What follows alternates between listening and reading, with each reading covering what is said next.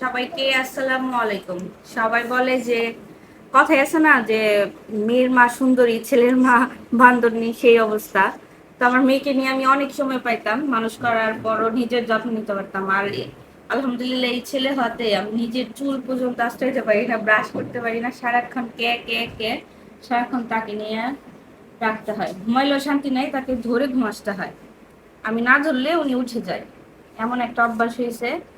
আর সারাক্ষণ, এখন তো একটু বড় হচ্ছে, সারাক্ষণ কোলে নিয়ে ঘুরতে বলে, সারাক্ষণ কোলে রাখতে বলে।